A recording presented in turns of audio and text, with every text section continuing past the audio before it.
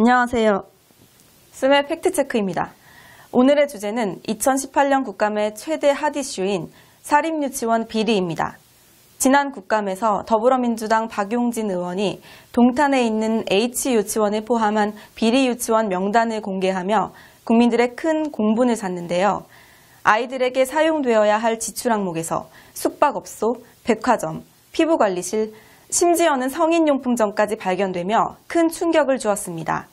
이에 박용진 의원은 사립유치원의 비리를 근절하기 위해 유치원 3법 개정안을 제출했는데요.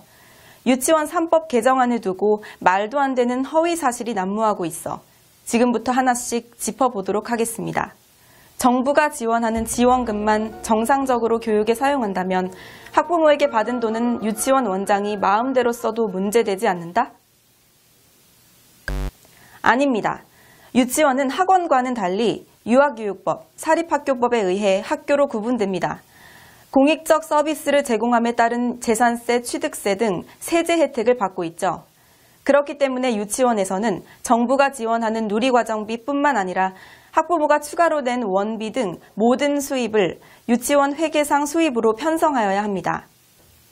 이렇게 유치원 회계로 편성된 예산은 오직 아이들을 위한 교육 목적으로만 사용해야 하기 때문에 학부모가 지불한 원비 역시 유치원 원장이 사적 용도로 활용해서는 안 되는 것입니다. 유치원 3법 중 하나인 유아교육법의 개정 내용에서는 학부모가 나라에서 받아 유치원에 지불하던 지원금을 유치원에 직접 지급되는 보조금으로 전환해 그 사용과 목적을 분명히 하고 개인적인 용도로의 사용 시 횡령 처벌 적용이 가능하도록 했습니다. 유치원 3법이 통과되면 유치원 설립자의 재산이 몰수된다? 이건 역시 아닙니다.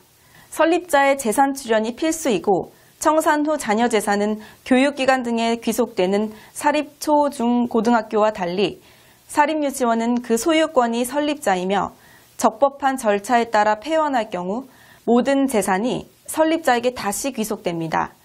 설립자의 사유재산이 인정되는 것입니다. 개인의 재산을 몰수한다는 내용은 3법 어디에도 나와 있지 않은 허위 사실입니다.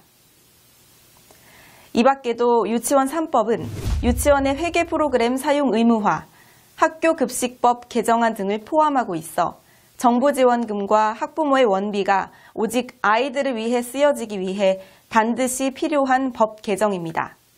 국정감사 과정에서 회계비리 사립유치원 명단이 공개되며 공분이 들끓자 여야가 한 목소리로 연내 처리를 약속했던 유치원 3법은 관련 법안을 내놓을 테니 추후 다시 논의하자며 태도를 바꾼 자유한국당과 한유총의 격렬한 항의에 의해 아직도 통과되지 못한 채 국회에 머물러 있습니다.